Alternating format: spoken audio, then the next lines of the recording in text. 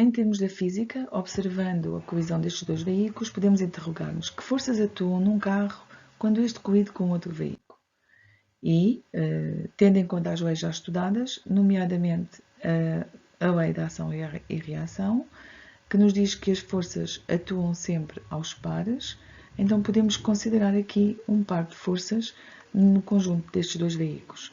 Temos assim a considerar a força que o veículo vermelho faz no veículo cinza e a força que o veículo cinza faz no veículo vermelho. São duas forças com a mesma direção, sentidos opostos e a mesma intensidade, logo são pares de ação-reação. Analisando agora apenas o veículo cinza, nós podemos considerar aqui três forças que atuam neste veículo. A força normal, que é a força que o chão exerce no veículo, o peso, que é a força que a terra exerce no veículo, e a força de colisão que o veículo vermelho exerce no veículo cinza. Neste caso, estas duas forças que se apresentam aqui na vertical são de igual intensidade e sentidos opostos, portanto, nós podemos considerar que elas se anulam, sendo que mesma direção, mesma intensidade e sentidos opostos, sendo que a resultante destas forças é zero, a única força que está a contribuir para a força resultante é a força de colisão. Força resultante é igual à força de colisão. Atendendo a que, pela segunda lei de Newton, a força resultante é igual à massa vezes a aceleração, e como neste caso a nossa força resultante é a força de colisão, nós podemos considerar que essa força de colisão pode ser calculada multiplicando a massa pela aceleração que o veículo tem. Neste caso, a aceleração durante a colisão corresponde a uma desaceleração em que o veículo vai diminuir a sua velocidade. Como é que nós podemos calcular o valor dessa aceleração? Nós já sabemos que a aceleração é a variação de velocidade que o veículo sofre num determinado intervalo de tempo. E neste caso, esta variação de velocidade corresponde a uma velocidade final menos uma velocidade inicial, que é a velocidade de colisão. A velocidade final do veículo é zero, já que ele acaba parado. Portanto, nós podemos considerar que a aceleração é a velocidade final zero menos a velocidade de colisão, que é a velocidade a que o veículo seguia quando colide, a dividir pelo intervalo de tempo que dura a colisão. Isto fica menos a velocidade de colisão sobre o intervalo de tempo que dura a colisão. Cá temos a expressão: a força de colisão é igual à massa do veículo vezes a velocidade de colisão a dividir pelo intervalo de tempo que dura a colisão. O menos tem a ver com o facto de haver uma diminuição de velocidade.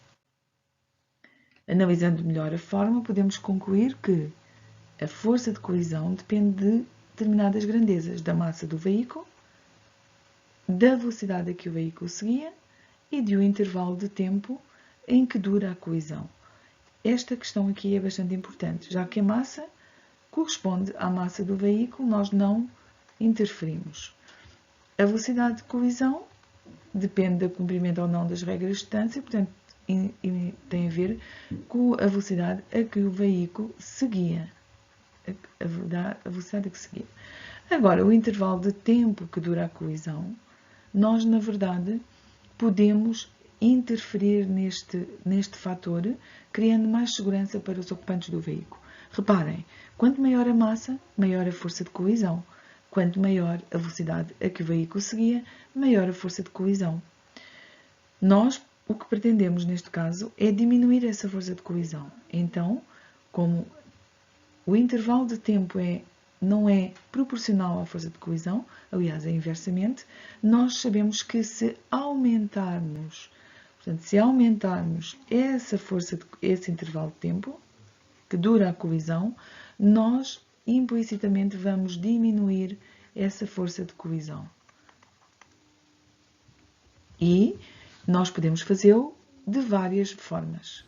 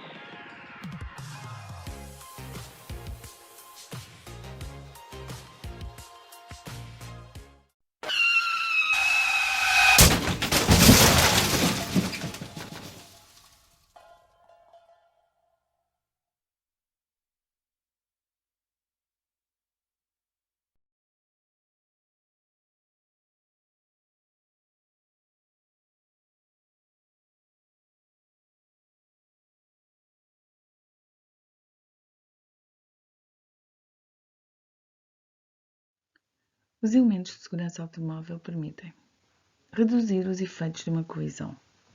Duas formas: aumentando o tempo da sua duração, ou seja, se a colisão for acontecer num intervalo de tempo maior, vai fazer com que a força de colisão seja menor.